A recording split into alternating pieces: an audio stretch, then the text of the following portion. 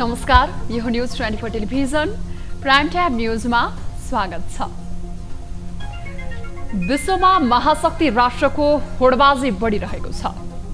ती राष्ट्रको चासो र दबाव नेपालमा पनि बढ्दै आएको छ। अमेरिकी विदेश मन्त्रीले हालै सार्वजनिक गरेको प्रतिवेदनले त अझ नेपाल अन्तर्राष्ट्रिय आतंकवादी संगठनको ट्रान्जिट बन्ने सम्भावना औल्याइएको छ। भारतसँगको खुला सीमा र अन्तर्राष्ट्रिय विमानस्थलको सुरक्षा व्यवस्थाप्रति प्रतिवेदनले औँला उठाएको छ। यो नेपालका लागि स्वाभाविक र सामान्य विषय होइन। नेपालले आफूलाई सुरक्षा प्रबन्धका आधारमा बलियो स्थितिमा यस खालका प्रतिवेदन आउन नदिन सचेत हुनै पर्छ। आन्तरिक व्यवस्थापन र रणनीतिक कौशल दुवै देखाएर महाशक्ति राष्ट्रको क्रीडास्थल बन्न दिनु हुँदैन। सरकारले यस मामिलालाई गम्भीर रूपमा लिएर आवश्यक कदम चाल्न अपरिहार्य भइसकेको छ। यता प्रमुख प्रतिपक्षी दल नेकपा एमालेको महाधिवेशन भइसकेको छ। त्यसपछि राप्रपाले पनि महाधिवेशन गर्यो। सत्तासीन कांग्रेसको महाधिवेशन लगभग सकिएको छ। माओवादी केन्द्रले महाधिवेशनका लागि तल्लो तहको अधिवेशन गरिरहेको छ। दलहरूले जे जस्तो भए पनि आन्तरिक इलेक्सन वा सेलेक्सन गरेका छन्। बहुदलीय प्रजातन्त्रमा दलहरूका गतिविधिलाई नागरिकले प्रत्यक्ष रूपमा हेरिरहेका हुन्छन्। दलहरूले यो यथार्थ मनन गरेर आफूलाई जनताको मुद्दामा मुखरित गर्न सक्नुपर्छ। महाधिवेशनको बेलामा गुटगत आरोप प्रत्यारोप भयो र भइरहेको छ।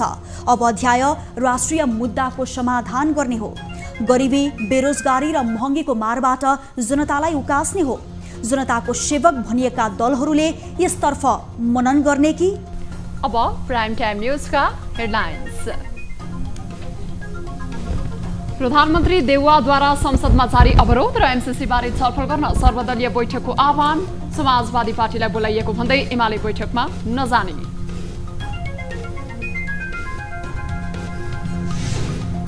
सत्तारूढ दलहरू नै सहमतिमा आउन नसक्दा एमसीसीको विषय झन अन्यल। सरकारले स्पष्ट धारणा बनाउनु पर्नेमा एमालेको जोड।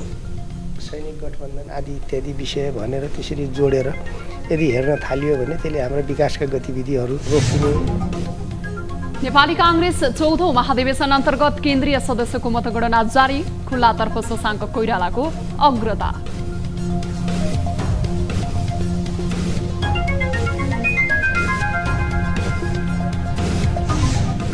पहिलो पटक ए डिभिजन फुटबल प्रतियोगिताको खेल पोखरामा। घरेलु मैदानमा पोखरामा मनाङद्वारा पुलिस क्लब स्तब्ध। च्यासललाई हराउँदै जाउला खेलले खोल्यो खाता।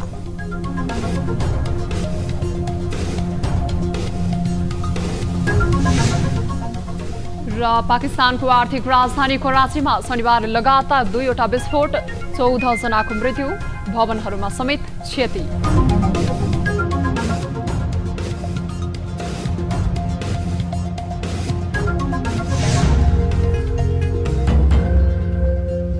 हामी निरन्तर न्यूजमा छौं। प्रधानमन्त्री शेरबहादुर देउवाले संघीय संसदमा जारी अवरोध र एमसीसी बारे छलफल गर्नका लागि भोलि अपराह्न 4 बजे सर्वदलीय बैठक बोलाउनु भएको छ। बैठकमा एमसीसीलाई संसदमा लैजाने विषयमा छलफल हुने बताइएको छ। संघीय संसदका दुवै सदनमा एमालेले अवरोध गर्दै आएको छ। त्यस्तै अमेरिकासँग गरिएको एमसीसी सम्झौता लामो समयदेखि संसदमा दर्ता भएर बसिरहेको छ। उक्त सम्झौता संसदबाट पास गर्नका लागि अमेरिकाले दबाब दिँदै आएको छ। तर सत्तारूढ दलहरू बीच नै एकमत नहुँदा एमसीसी सम्झौता अगाडि बढ्न सकेको छैन। सर्वदलीय बैठकमा संसदमा रहेका सबै राजनीतिक दलहरूलाई बोलाइएको छ। तर बैठकमा प्रमुख प्रतिपक्षी एमाले भने नजाने भएको छ। एमालेले मान्यता नदिएका दलहरूलाई पनि बैठकमा बोलाइएको भन्दै आफूहरू बैठकमा नजाने जनाएको छ। एमाले प्रधानमन्त्री देउवाले बोलाएका यसअघिका सर्वदलीय बैठकमा पनि सहभागी भएको थिएन। सत्ता गठबन्धनका लागि एमसीसी विवाद पेचिलो बनिरहेको छ। नेपाली कांग्रेस जसरी पनि एमसीसी अगाडि बढाउनु पर्ने पक्षमा छ। तर सत्तारूढ मध्येकै एकीकृत समाजवादी र माओवादी केन्द्र लगायतका दल यथास्थितिमा एमसीसी कार्यान्वयन गर्न नसकिने कित्तामा छन्। यता विपक्षी दल एमाले पनि एमसीसीको विषयमा मन छ। यस्तो अवस्थामा प्रधानमन्त्री शेरबहादुर देउवाका लागि एमसीसी निल्नु नउकल्नेको गतिलो उदाहरण बनेको छ। नेपाली कांग्रेसको 14औं महाधिवेशन अन्तर्गत भएको निर्वाचन मध्ये शनिबारदेखि केन्द्रीय सदस्य खुल्लातर्फ 35 जनाको मतगणना जारी छ। मतगणना बिहान 10 बजेदेखि पार्टी केन्द्रीय कार्यालय सानेपामामा भइरहेको हो। विभिन्न 12वटा समूहमा मतगणना भइरहेको र हालसम्म करिब 1100 मतगणना भएको कांग्रेस केन्द्रीय निर्वाचन समितिले जनाएको छ। हालसम्म 882 मतसहित डाक्टर शशाङ्क कोइराला शीर्ष स्थानमा छन्। यसअघि केन्द्रीय सदस्यमा पिछडिएको क्षेत्र खुल्ला तर्फबाट अर्जुन बहादुर सिंह निर्वाचित हुनुभएको छ। सभापति देउवा पक्षका सिंहले 2677 मत ल्याएर विजयी हुनुभएको हो। उहाँका प्रतिस्पर्धी दीपकजङ शाहीले भने 2056 मत मात्र प्राप्त गर्नुभएको कांग्रेसको निर्वाचन समितिले जनाएको छ। त्यसैगरी चित्रलेखा यादव पनि केन्द्रीय सदस्यमा विजयी हुनुभएको छ। उहाँ प्रदेश 2 को महिला तर्फबाट निर्वाचित हुनुभएको हो। यादवले 2731 मत पाउनु भएको थियो भने उहाँकी प्रतिद्वन्दी गीता चौधरीले 1885 मत पाउनु भएको थियो। प्रदेश 2 को खुल्लातर्फ भने आनन्द ढुङ्गाना र रमेश रिजाल निर्विरोध निर्वाचित हुनुभएको थियो। नेपाली कांग्रेसको चौथो महाधिवेशन अन्तर्गत वडादेखि केन्द्रीय कार्यसमितिको सभापति पदका उपविजेताहरू स्वतः सम्बन्धित कार्यसमितिको सदस्य हुने भएका छन्। कांग्रेसको विधान 2017 संशोधन सहितमा राखिएको प्रावधान अनुसार उनीहरू आफूले सभापति पदका लागि प्रतिस्पर्धा गरेको कार्यसमितिमा स्वतः सदस्य बन्ने भएका हुन्। पार्टीको सबै तहको कार्यसमितिको सभापति पदको निर्वाचनमा निर्वाचित सभापतिपछि दोस्रो बढी मत प्राप्त गर्ने व्यक्ति सम्बन्धित कार्यसमितिको सदस्य हुने विधानको धारा 65 मा व्यवस्था गरिएको छ। जसअनुसार वडा, पालिका, प्रदेशसभा क्षेत्र, प्रतिनिधि सभा क्षेत्र, जिल्ला, प्रदेश अधिवेशन र केन्द्रीय महाधिवेशनमा सभापति पदमा उपविजेता भएका सबै उम्मेद्वार स्वतः सम्बन्धित कार्यसमितिको सदस्य हुनेछन्। विधानको धारा 65 मा राखिएको प्रावधान अनुसार प्रधानमन्त्री शेरबहादुर देउवासँग सभापतिमा पराजित डाक्टर शेखर कोइराला केन्द्रीय कार्यसमितिमा स्वतः केन्द्रीय सदस्य बन्नुहुनेछ। महाधिवेशनमा सभापतिका लागि भएको पहिलो चरणको प्रतिस्पर्धामा 5 जना उम्मेद्वारबीच प्रतिस्पर्धा भएको थियो। पहिलो चरणमा भएको मतदानमा कसैले खसेको मतको 50% कटाउन नसकेपछि दोस्रो चरणको निर्वाचन भएको थियो। दोस्रो चरणको मतदानमा 2733 मत ल्याउँदै प्रधानमन्त्री देउवा कांग्रेसको सभापतिमा दोहोरिनुभयो। डाक्टर कोइरालाले पनि 1855 मत मात्रै पाउनु भएको थियो।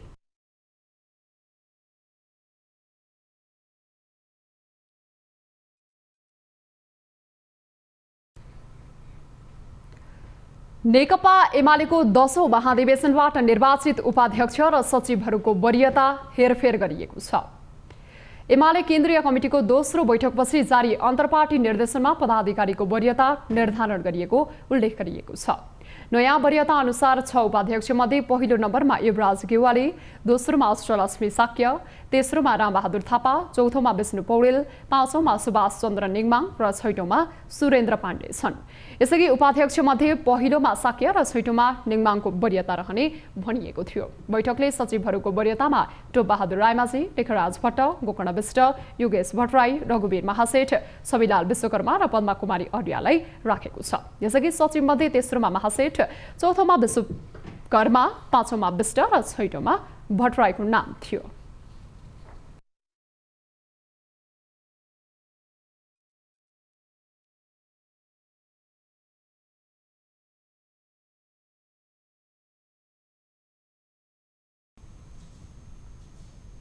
हामी निरन्तर न्यूजमा छौं।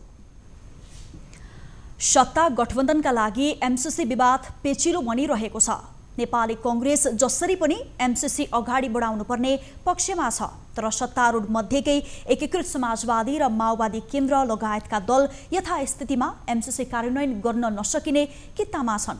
यता विपक्षी दलले एमाले पनि एमसीसीका विषयमा मौन छ। यस्तो अवस्थामा प्रधानमन्त्री शेरबहादुर देउवाका लागि एमसीसी निल्नु न उकल्नुको गतिलो उदाहरण बनेको छ।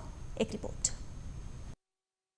अमेरिकी आर्थिक सहयोग परियोजना मिलेनियम च्यालेन्ज कर्पोरेसन एमसीसी को विषय यति बेला निकै विवादित बनिरहेको छ। खास गरी एमसीसी कार्यान्वयन गर्ने कि नगर्ने भन्ने विषयमा सत्तारूढ दलभित्र नै मतभिन्नता देखिन्छ। सत्तारूढ दलहरू मध्येको नेपाली कांग्रेस जसरी पनि एमसीसी अगाडि बढाउनु पर्ने पक्षमा छ भने माओवादी केन्द्र र एकीकृत जनता समाजवादी पार्टी यथास्थितिमा एमसीसी अगाडि बढाउन नहुने पक्षमा छन्। यता विपक्षी दल नेकपा एमाले भने हाललाई पर्खर हेरेको स्थितिमा बसी समय आउँदा आफ्नो पल्ला भारी पछाडि हुने निर्णय लिने रणनीतिमा देखिन्छ। राजनीतिक दलमा एमसीसीलाई लिएर कुरा मिल्न नसक्दा यसको कार्यान्वयनमा नै समस्या देखिएको छ, जसका कारण अमेरिकी पक्ष एमसीसी कार्यान्वयन गर्नको लागि पटक पटक ताकेता गर्न थालिसकेको छ। मङ्सिर पहिलो सता नेपाल भ्रमणमा आएका दक्षिण तथा मध्य एसियाली मामिला हेर्ने अमेरिकी सहायक विदेश मन्त्री डोनाल्ड लूले पनि छिटोभन्दा छिटो एमसीसी कार्यान्वयन गर्न अनुरोध गरेका थिए।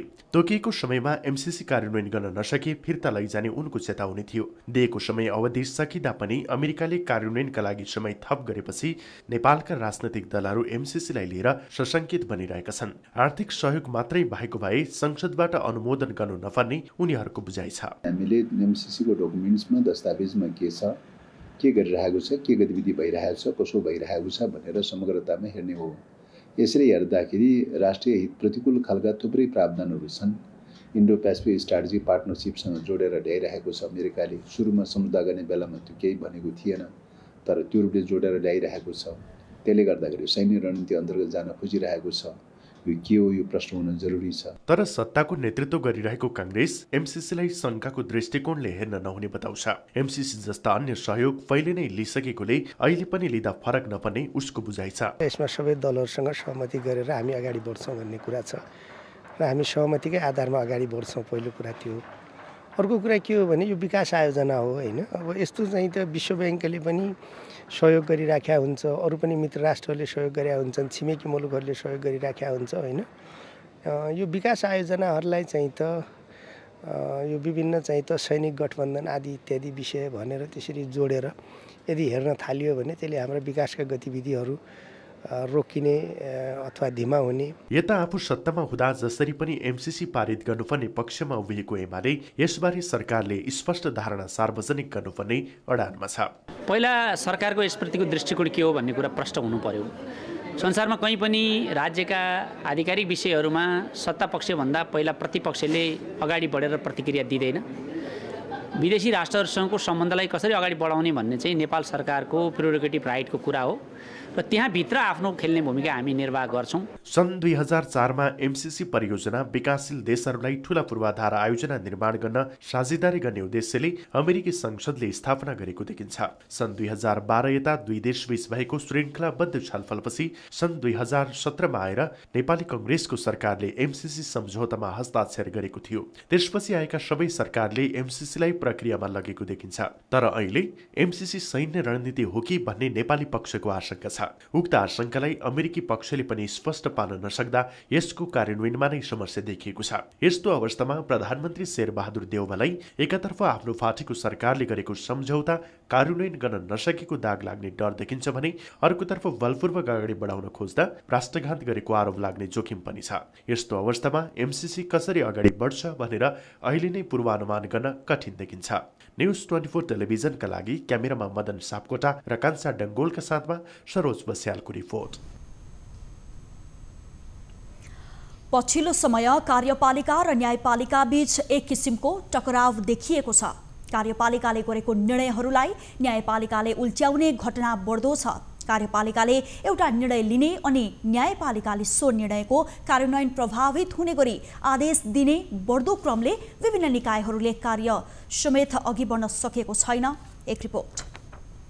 सरकार परिवर्तन भएसँगै अघिल्लो नेतृत्वले गरेका नियुक्तिहरू हटाएर आफू निकट व्यक्तिहरूलाई नियुक्त गर्ने प्रवृत्ति नेपालमा नौलो होइन। तर पछिल्लो समय भने सरकार परिवर्तनपछि हटाइएकाहरूले अदालतको ढोका ढकढकाउन पुग्दा कार्यपालिकाको निर्णय उल्टिने क्रम बढ्दो छ। यसले कार्यपालिका र न्यायपालिका बीच टकराव देखिने गरेको छ। केपी शर्मा ओलीको अघिल्लो सरकारले गरेका कतिपय नियुक्तिहरू देउवा सरकारले परिवर्तन गर्न खोज्यो। यसरी नियुक्तिहरू परिवर्तन गर्ने प्रवृत्तिले मुलुकको दुई अङ्गहरू बीचको विवाद त देखिएको छ नै, अर्कोतिर सम्बन्धित संस्थाहरूमा पनि दुई पक्षबीच विवाद खडा गर्ने गरेको छ। नेपाल स्काउटको राष्ट्रिय संयोजक नियुक्ति पनि यसको पछिल्लो उदाहरण बनेको छ। तत्कालीन प्रधानमन्त्री केपी शर्मा ओली नेतृत्वको सरकारले नियुक्त गरेको नेपाल स्काउटका राष्ट्रिय संयोजक लोकबहादुर भण्डारीलाई सर्वोच्च अदालतको अन्तरिम आदेशले थमौती दिएपछि गएको आइतबार उनी फेरि कार्यालय पुगे। तर युवा तथा खेलकुद मन्त्री महेश्वरजङ गहतराजले नियुक्त गरेका स्काउटका राष्ट्रिय संयोजक रविन दाहालको टोलीले बुधबार पुगेर स्काउट कार्यालयमा भण्डारीलाई कार्यालय छोड्न चेतावनी दियो। अदालतबाट थमौतीको अन्तरिम आदेश लिएर गएका र मन्त्रालयबाट नियुक्ति लिएर गएका दुई संयोजक र दुई पक्षबीचको विवादले स्काउट तनावग्रस्त बन्यो।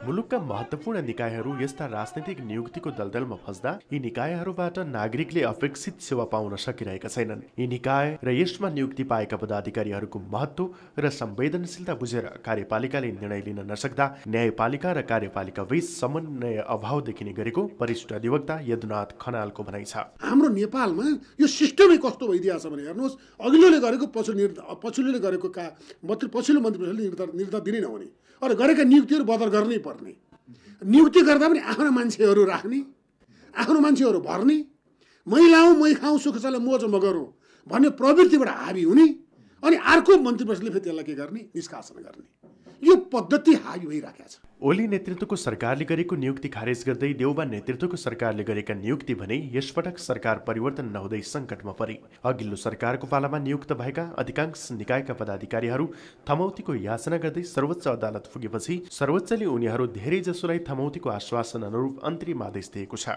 नेपाल स्काउटका संयोजक भण्डारी जस्तै राष्ट्रिय खेलकुद परिषदको सदस्य सचिवबाट हटाइएका रमेश सिलोवाललाई नहटाई सर्वोच्च अदालतले अन्तरिम आदेश दियो। यस्तै युवा स्वरोजगार कोषका उपाध्यक्ष देवराज रोकाले पनि अन्तरिम आदेश मार्फत थमौती पाएका छन्। प्रकृति संरक्षण कोषका अध्यक्ष कृष्ण प्रसाद ओलीले पनि अदालत मार्फत थमौती पाउँदा तिथोपत्र बोर्डका अध्यक्ष विष्मराज ढुङ्गानाको मुद्दा विचाराधीन छ। यस्तै भूमि आयोग खारेजी विरुद्धको रिट सर्वोच्च अदालतमा पुगेको छ।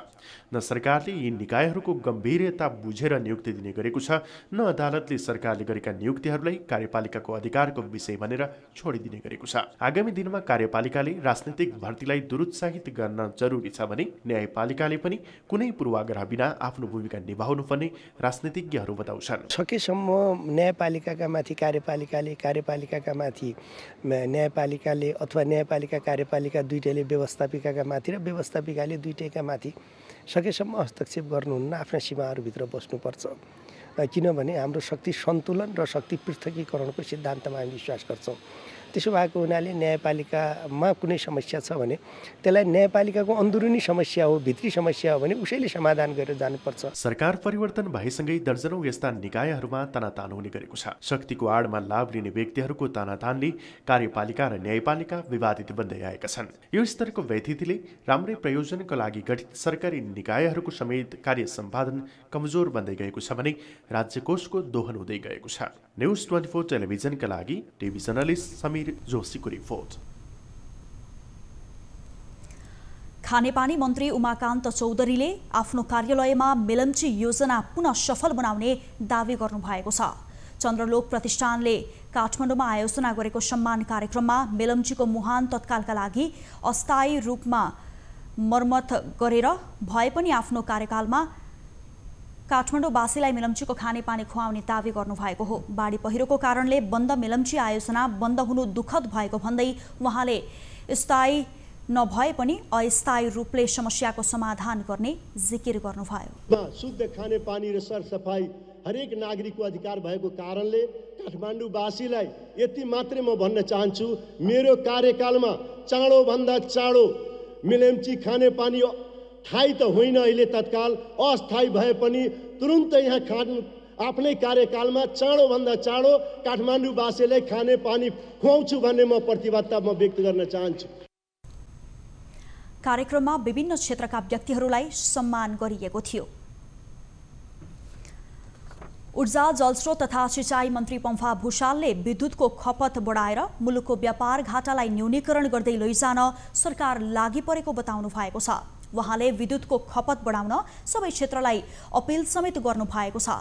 काठमाडौँको क्षेत्रपाटी स्थित क्षेत्रपाटी निःशुल्क चिकित्सालयले निर्माण गरेको अक्सिजन प्लान्टको शनिबार उद्घाटन गर्दै मन्त्री भूषालले विद्युतीय यातायातका साधनहरूको प्रयोग बढाउन पनि त्यस क्षेत्रका व्यवसायीलाई आग्रह गर्नुभएको हो। ऊर्जा क्षेत्रमा देखिएको सङ्कट टार्न विद्युत पर्याप्त रहेकोले यसको उपयोग बढाएर राष्ट्रिय अर्थतन्त्रको निर्माणमा योगदान पुर्याउन पनि सबै क्षेत्रलाई आग्रह गर्नुभयो। सरकारले विद्युत बिक्रीका लागि भारतसँग सम्झौता गरिसकेको स्मरण गराउँदै उहाँले अस्पतालहरूमा आवश्यक सहयोग गर्न सरकार सरकार प्रतिबद्ध रहेको बताउनुभयो। गयो भने सरकार अनि समुदाय हुँदाखेरि अहिले महँगो भएको जो एउटा स्वास्थ्य सेवा छ सर्वसाधारणको पहुँचमा नहुने त्यो चुनौतीलाई चाहिँ यसले सम्बोधन गर्छ भन्ने मेरो विश्वास छ। मन्त्री भुसालले हरेक स्थानीय सरकारले शिक्षा र स्वास्थ्यको उचित व्यवस्था गर्नुपर्ने संवैधानिक व्यवस्था रहेको र त्यसको कार्यान्वयन भइरहेको दावी गर्नुभयो। प्रदेशका सामाजिक विकास राज्यमन्त्री विष्णु तुम्बा हाम्फेले अपाङ्गहरूको हक हितका लागि प्रदेश सरकार कटिबद्ध रहेको बताउनुभयो। शनिबार विराटनगरमा राष्ट्रिय अपाङ्ग महासङ्घ नेपाल प्रदेश नम्बर 1 को समिति चौथो साधारण सभा तथा दोस्रो अधिवेशन उद्घाटन गर्दै राज्यमन्त्री तुम्बा हाम्फेले सबैले क्रियाशीलता देखाउन सके मुलुकको विकास र समृद्धि सम्भव भएको बताउनुभयो। मेहनत गरेर एकदम सक्षम भएर तपाईहरु जतिकै हामी अर्थात् राजनीति गर्ने दलहरु र हामी अलिक सपाङ्ग भएकाहरु लाग्ने हो भने साँच्चै यो देशको एउटा मुहार गर्ने थियो भन्ने मलाई लाग्छ। सो कार्यक्रमका सहभागीहरूले अपाङ्गहरूको सामाजिक, आर्थिक र राजनैतिक अधिकार सुनिश्चित गर्न माग गरेका थिए। नयाँ नेतृत्व चयन गर्न आयोजना गरिएको 2 दिने अधिवेशनमा प्रदेश 1 का 14 जिल्लाका प्रतिनिधिहरूको सहभागिता रहेको थियो। अमेरिकाले नेपाल अन्तर्राष्ट्रिय आतंकवादी संगठनको क्रीडास्थल बन्न सक्ने खतरा औँल्याएको छ। अमेरिकी विदेश मन्त्री एन्टोनी ब्लिङ्केनले सार्वजनिक गरेको आतंकवाद सम्बन्धी नयाँ प्रतिवेदनमा नेपाल अन्तर्राष्ट्रिय आतंकवादी संगठनको ट्रान्जिट पोइन्टमा वा क्रीडास्थल बन्न सक्ने जोखिम औँल्याएको छ। सो जोखिम हुनुमा भारतसँग खुला सिमाना भएको र मुलुकको एकमात्र अन्तर्राष्ट्रिय विमानस्थलमा सुरक्षा मापदण्ड र व्यवस्था अपर्याप्त हुनुलाई अमेरिकाले कारणको रूपमा उल्लेख गरेको छ। अमेरिकी विदेश मन्त्रालय अन्तर्गतको ब्युरो अफ काउन्टर टेरोरिज्मले प्रतिवेदन निकालेको हो। सन् 2020 मा नेपालमा अमेरिका विरोधी कुनै पनि आतंकवादी गतिविधि नभएको प्रतिवेदनमा उल्लेख छ। सन् 2018 को प्रतिवेदनमा अमेरिकाले नेपाललाई आतंकवादीको उर्वर भूमिको रूपमा उल्लेख गरेको थियो, तर अहिलेको प्रतिवेदनमा भने जोखिम मात्र औँल्याइएको छ। न्युजहरू अझै बाँकी छन्, अहिलेलाई ब्रेक।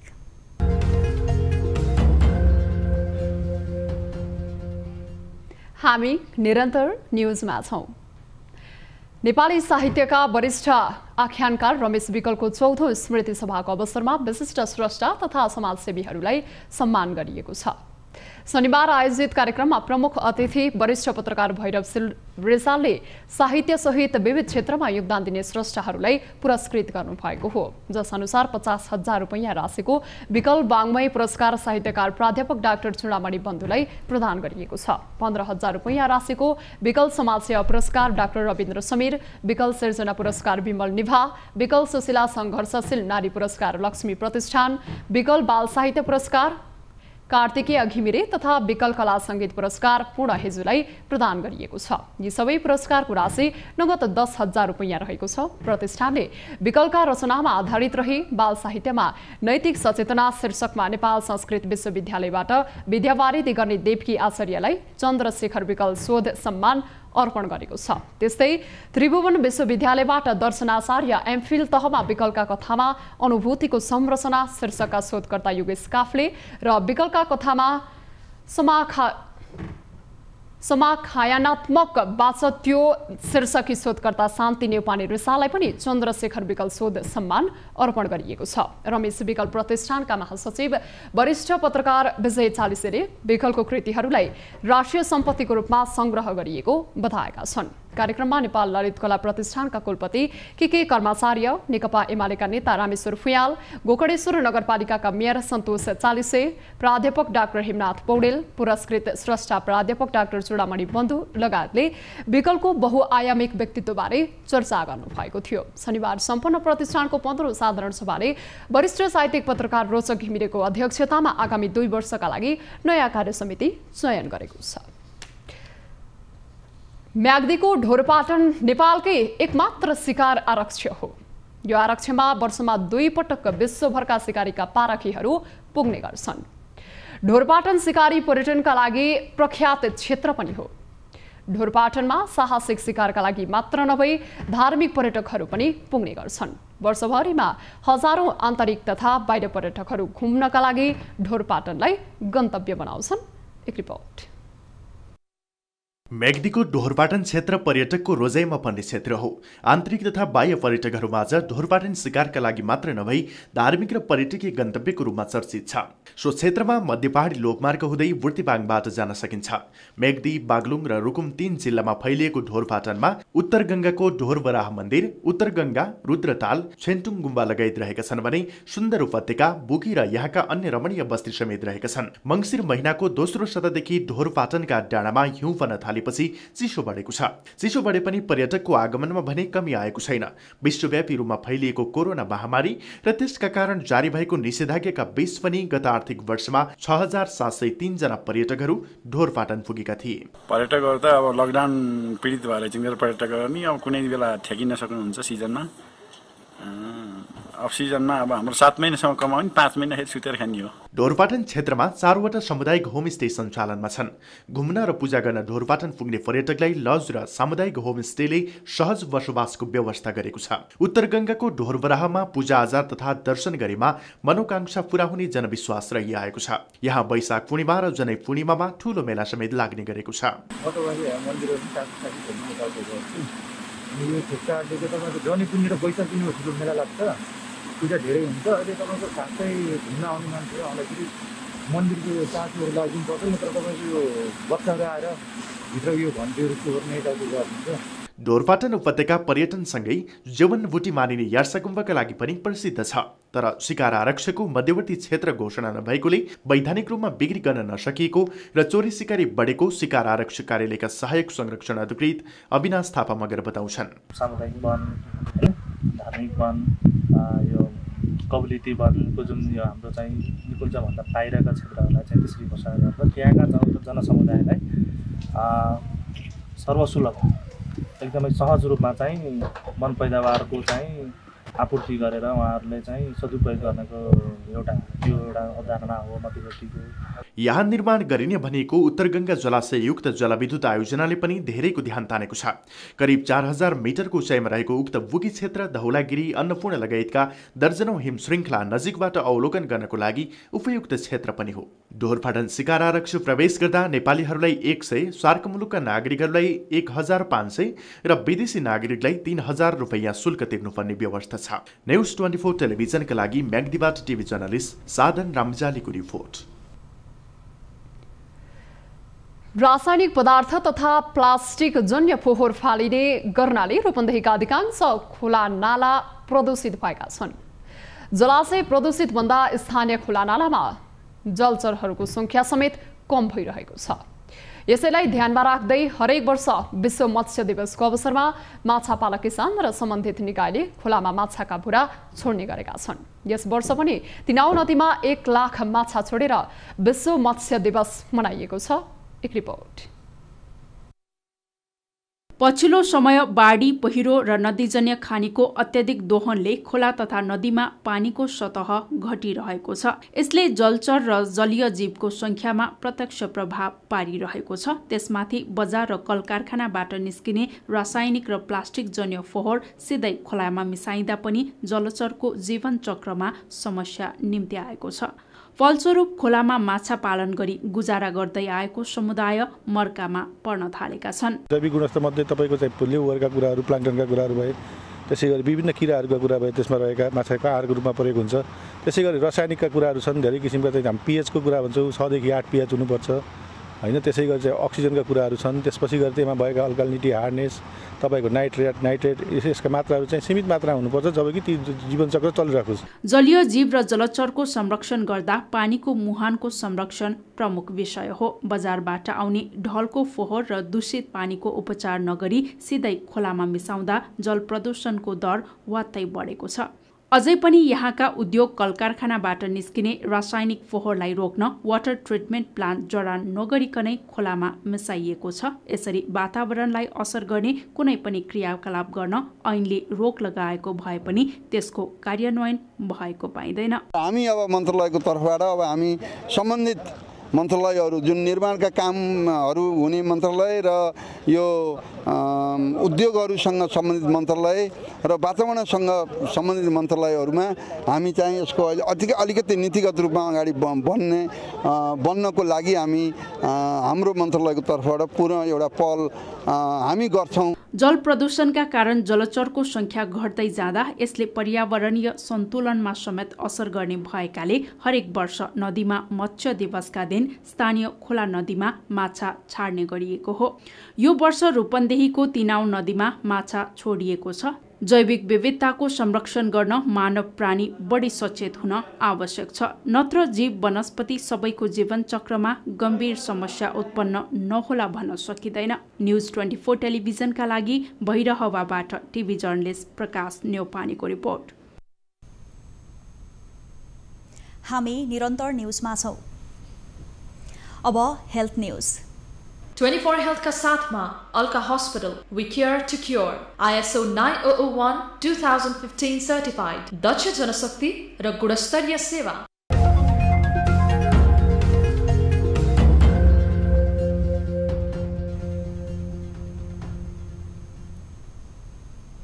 नेपालमा पछिल्लो 24 घण्टामा 189 जनामा कोरोना भाइरस संक्रमण पुष्टि भएको छ।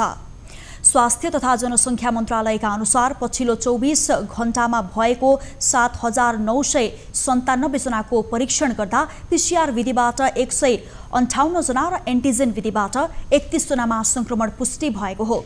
त्यसैगरी पछिल्लो 24 घण्टामा थप 250 जना संक्रमण मुक्त, कुल संक्रमण मुक्त हुनेको संख्या 8,08,603 जना संक्रमण मुक्त भइसकेका छन्। नेपालमा निको हुनेको दर 97.9% रहेको छ। हालमा देशभर 5,428 जना सक्रिय संक्रमित रहेका छन्। त्यसैगरी कोरोनाका कारण थप 2 जनाले ज्यान गुमाएका छन्। हालसम्म देशभर 11,572 जनाले ज्यान गुमाइसकेका छन्। सरकारले 12 वर्षदेखि 17 वर्षका समूहलाई आइतबारदेखि कोभिड विरुद्धको मोडर्ना खोप दिने भएको छ। सरकारले आइतबारदेखि पुस 14 गतेसम्म 57 जिल्लामा कोभिड विरुद्धको मोडर्ना खोप दिन लागेको हो। खोपको दोस्रो डोज माघ 2 गतेदेखि 12 गतेसम्म दिइने स्वास्थ्य मन्त्रालयले जनाएको छ। सरकारी तथ्याङ्क अनुसार 12 देखि 17 वर्ष उमेर समूहको संख्या 34,25,408 छ। त्यसैगरी पुस 13 देखि 22 सम्म 8 जिल्लाका बालबालिकालाई फाइजर खोप दिने सरकारी तयारी छ। फाइजरको अर्को डोज माघ 4 देखि 13 सम्म दिइनेछ। मन्त्रालयका अनुसार अत्यन्त न्यून तापक्रममा खोप भण्डारण गर्ने क्षमता भएका जिल्लाहरूमा फाइजर र त्यो क्षमता नभएका जिल्लामा मोडर्ना खोप दिने भएको हो। फाइजर -70 डिग्री सेल्सियस र मोडर्ना -20 डिग्री सेल्सियस तापक्रममा भण्डारण गरिन्छ। प्रदेश 1 को झापा, मोरङ, सुनसरी, प्रदेश 2 को सप्तरी, धनुषा, पर्सा, गण्डकीको कास्की, बागलुङ, लुम्बिनी को रूपन्देही, बाँके र दाङको सुदूरपश्चिमको कैलाली गरी 12 जिल्लामा फाइजर खोप अभियान सञ्चालन बारे पछि मिति तोकिने मन्त्रालयले जनाएको छ। कोरोनाको पछिल्लो भेरिएन्ट ओमिक्रोनको जोखिम बढेको भन्दै अध्यागमन विभागले विभिन्न देशबाट आउनेहरूलाई अनिवार्य क्वारेन्टिन बस्नुपर्ने नियम स्थगित गरेको छ।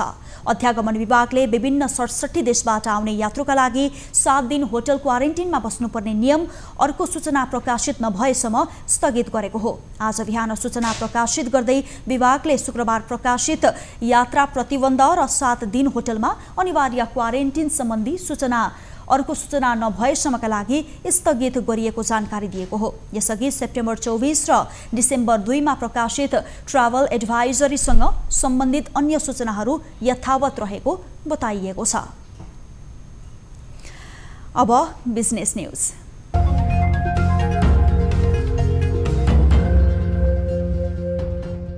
अघिल्ला 2 साता निरन्तर 5% भन्दा बढीले घटेको नेप्से परिसूचक यो साता भने 2.99% घटेको छ। गत साता 2449.97 बिन्दुमा रहेको नेप्से परिसूचक यो साता 2376.74 बिन्दुमा कायम भएको हो। गत साता भन्दा यो साता नेप्से परिसूचक अङ्कमा भने 73.23 अङ्क तल झरेको छ।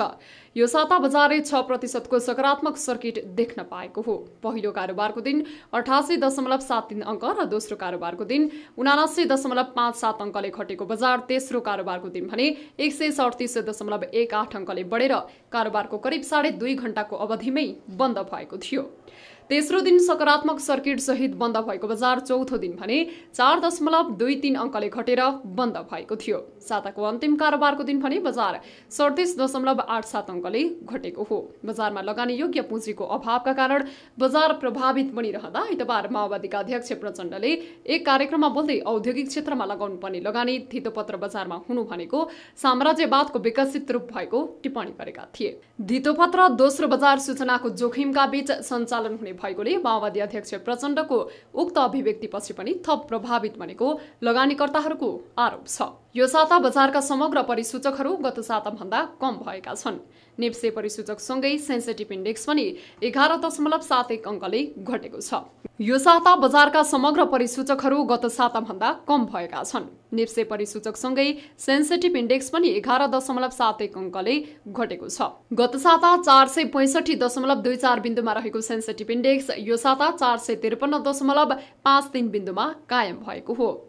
गत साता 17 अर्ब 9 करोड 86 लाख 70 हजार बराबरको शेयर कारोबार भएकोमा यो साता 16 अर्ब 11 करोड 9 लाख 3 हजार बराबरको शेयर कारोबार भएको हो। कारोबार रकमसँगै यो साता 30 लाख 22 हजार 95 किता कम शेयर कारोबार भएको छ। गत साता 3 करोड 95 लाख 6 हजार 966 किता शेयर कारोबार भएकोमा यो साता 3 करोड 64 लाख 84 हजार 871 किता शेयर कारोबार भएको हो। बजारका महत्वपूर्ण परिसूचकहरूमा कमी आएको यो साता सूचीकृत कम्पनीहरूको कुल शेयर मूल्य पनि 1 खर्ब 2 अर्ब 81 करोड 44 लाखले घटेको छ। गत साताको अन्तिम कारोबारको दिन 34 खर्ब 44 अर्ब 26 करोड 42 लाख रहेको कुल बजार पुँजीकरण यो साता 33 खर्ब 41 अर्ब 44 करोड 98 लाखमा कायम भएको छ। राष्ट्रिय योजना आयोगले आगामी आर्थिक वर्ष 2079-80 का लागि संघीय समपूरक तथा विशेष अनुदान अन्तर्गत सञ्चालन गरिने आयोजना तथा कार्यक्रमका लागि प्रस्ताव माग गरेको छ। सबै प्रदेश तथा स्थानीय तहले समपूरक र विशेष अनुदान अन्तर्गत कार्यान्वयन हुने आयोजनाको प्रस्ताव पुष मसान्तभित्रमा आयोगमा बुझाइसक्नुपर्ने जनाएको छ। प्रस्ताव पेश गर्दा प्रदेशको हकमा मुख्यमन्त्री तथा मन्त्री परिषदको कार्यालयबाट स्थानीय तहको हकमा सम्बन्धित महानगरपालिका, उपमहानगरपालिका, नगरपालिका वा गाउँपालिकाबाट पेश गर्नुपर्ने आयोगले जनाएको छ। स्थानीय तहले प्रक्रिया पुर्याउन नजान्दा समपूरक र विशेष अनुदानका लागि पेश गरेका प्रस्तावहरू आयोगबाट अस्वीकृत हुने गरेका छन्। आयोगका अनुसार चालु आर्थिक वर्ष 2078-79 का लागि 67 स्थानीय तहले समपूरक र 127 स्थानीय तहले विशेष अनुदान पाएनन्। यी दुई शीर्षकमा जाने बजेट पाउनका लागि अधिकांश स्थानीय तहले तोकेका मापदण्ड नै पूरा गर्न नसकेपछि अनुदान दिन नसकिएको आयोगले जनाएको छ। महिला सहकारी संस्था लिमिटेडले शेयर धनीहरूलाई लाभांश वितरण गरेको छ। संस्थाले आफ्नो 26औं वार्षिक साधारण सभाको अवसर पारेर शेयर धनी सदस्यहरूलाई चुक्ता पुँजीको 18% लाभांश वितरण गरेको हो। संस्थाले आर्थिक वर्ष 2077-78 मा 28 करोड 40 लाख आमदानी गरेर 19 करोड 48 लाख 51 हजार कुल खर्च गरी 8 करोड 51 लाख 89 हजार नाफा आर्जन गरेको संस्थाले जनाएको छ। साथै संस्थाले 1 अर्ब 2 करोड 6 लाख लगानी निक्षेप संकलन गरेर 1 अर्ब 21 करोड 10 लाख कर्जा लगानी गरेको छ। संस्थाले काठमाडौँ उपत्यकामा स्थित ब्याङ्किङ कारोबार सञ्चालन गर्दै विपन्न महिलाहरूका लागि लघु वित्त कार्यक्रम सञ्चालन गरी सेवा प्रदान गर्दै आएको छ।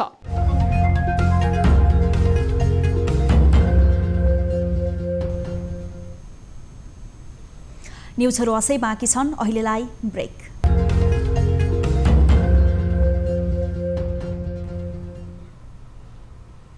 हामी निरन्तर न्युजमा छौं। अब स्पोर्ट्स न्युज।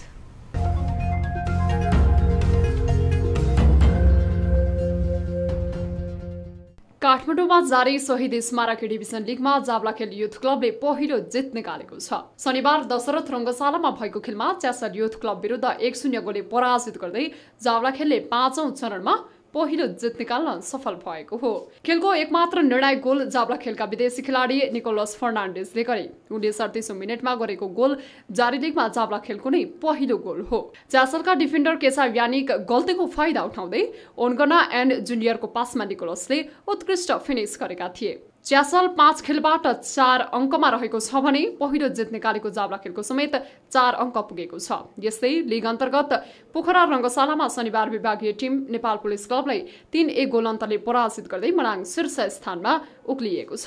घरेलु मैदानमा मनाङलाई जित दिलाउन कप्तान अञ्जन विष्ट नआएको बने। उनले 2 गोल गरे। यस्तै निशान लिम्बुको नाममा 1 गोल रह्यो। पुलिसका सुमन लामाले 1 गोल फर्काए। ए लिगको इतिहासमा पहिलो पटक काठमाडौँ बाहिर भएको यो पहिलो लिग खेल हो। यस जितसँगै मनाङले 5 खेलमा 13 अङ्क जोडेको छ। मनाङले शीर्ष स्थानमा 2 अङ्कको अग्रता समेत बनाएको छ। दोस्रो स्थानको मचिन्द्रको 11 अङ्क रहेको छ। त्यस्तै शनिबार नै भएको अर्को खेलमा गोल रहित बराबरी खेल्दै 3 स्टार र न्युरो टिमले अङ्क बाँडेका छन्। निकै प्रतिस्पर्धात्मक खेलमा दुवै टोलीले गोल गर्न नसके पनि अङ्क बाँड्न बाध्य भएका हुन्। बराबरीसँगै 3 स्टारको 6 अङ्क रहेको छ भने न्युरो टिमको 6 अङ्क नै रहेको छ। प्रधानमन्त्री कप महिला क्रिकेट प्रतियोगितामा प्रदेश नम्बर 1 ले कर्णाली प्रदेशलाई 160 रनले पराजित गरेको छ। धनगढीको फाप्ला मैदानमा प्रदेश 1 ले दिएको 166 रनको लक्ष्य पछ्याएको कर्णालीले 11 ओभरमा अल आउट हुँदै मात्र 6 रन बनायो। कर्णालीका लागि 8 जना खेलाडीले खाता नै खोल्न सकेनन्। प्रदेश 1 का लागि अलिसा खडियाले 5, संगीता राईले 2 र सबनम राईले 1 विकेट लिए। यसअघि पहिले ब्याटिङ गरेको प्रदेश 1 ले रुबिना छेत्रीको 76 र अप्सरी बेगमको 61 रनको मद्दतमा 165 रन बनाएको थियो।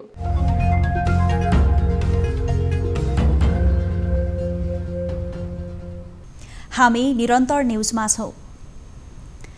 अब एउटा रोचक प्रसंग। संसारमा यस्ता ठाउँहरू पनि छन् जहाँ 12 महिना चिसो हुन्छ। नोर्डेल्स्क शहरमा 270 दिन त हिउँ नै जम्छ। रुसको राजधानी मस्कोबाट 2900 किलोमिटरको दूरीमा रहेको नोरेल्स्क शहरमा सधैँ चिसो हुन्छ। वर्षको 365 दिनमा 270 दिन हिउँ जम्ने गर्दछ। यो शहरमा केवल विमान वा डुङ्गाको प्रयोग गरेर मात्रै आवत जावत गर्न सकिन्छ। शहरको तापमापन अधिकतम -10 देखि न्यूनतम -61 डिग्री रहने गरेको छ। यो शहरको जनसङ्ख्या 1,75,000 रहेको छ। यहाँ डिसेम्बरदेखि जनवरीसम्म घाम देख्नै पाइँदैन। शहर निकै चिसो हुँदाहुँदै पनि प्रदूषण मुक्त भने छैन। माइनिङ रिफाइनिङको कारण यो शहर प्रदूषित बन्न पुगेको हो। वातावरणमा फैलिएको सल्फर डाइअक्साइडका कारण करिब 30 किलोमिटर वरपरका सबै रुख बिरुवाहरू लोप भएका छन्। एक प्रतिवेदनका अनुसार नोरेल्स्कमा विश्वको सबैभन्दा ठूलो निकेल, प्लाटिनम र प्लेटियमको भण्डार पनि यही छ। 28 ग्राम प्लेटियमको मूल्य करिब $1000 रहेको छ। सधैँ जसो कठ्याङ्ग्रिने जाडोमा खुम्चिने यस क्षेत्रमा बस्ने रुसीहरू मौसम सामान्य हुँदा साथ सनबाथ लिन मन पराउँछन्।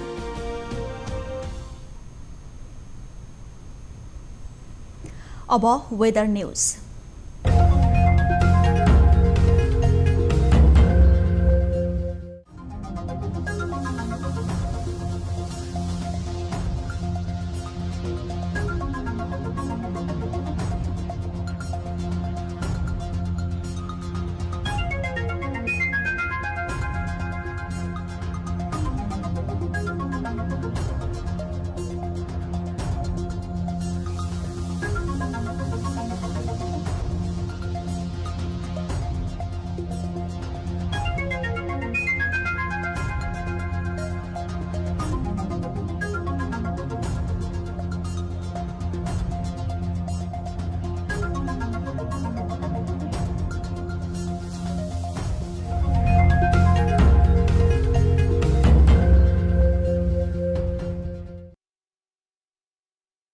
अब प्राइम टाइम न्यूज सकिनु अघि अहिलेसम्मका हेडलाइन्स पुनः एकपटक। प्रधानमन्त्री देउवाद्वारा संसदमा जारी अवरोध र एमसीसी बारे छलफल गर्न सर्वदलीय बैठकको आह्वान। समाजवादी पार्टीलाई बोलाइएको भन्दै एमाले बैठकमा नजाने।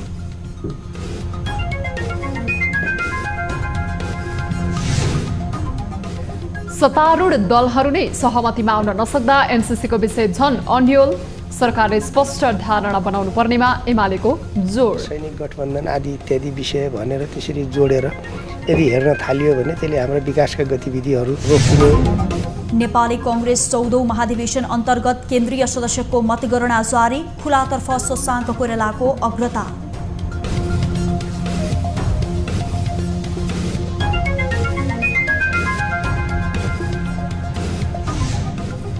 पहिलो पटक ए डिभिजन फुटबल प्रतियोगिताको खेल पोखरामा।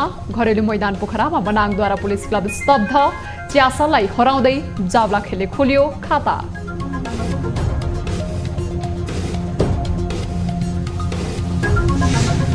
र पाकिस्तानको आर्थिक राजधानी कराचीमा शनिबार लगातार 2वटा विस्फोट, 14 जनाको मृत्यु, भवनहरूमा समेत क्षति।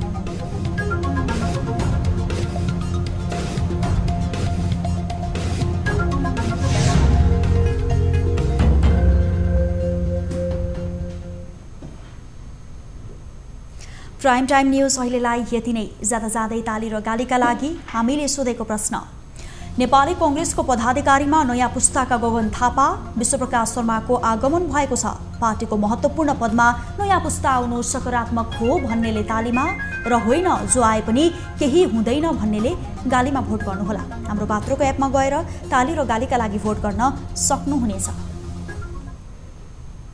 थप न्यूजका लागि हाम्रो वेबसाइट www.news24nepal.com हेर्नुहोला। साथै हामीलाई फेसबुक, ट्विटर र युट्युबमा पनि फलो गर्न सक्नुहुनेछ। यस्तै मोबाइल, फाइबर र इमेलबाट 24 हेल्थ डेस्कमा समस्या र गुनासो राख्न सक्नुहुनेछ। अहिलेलाई बिदा दिनुहोस्। हामी निरन्तर न्यूजमा छौं। नमस्ते।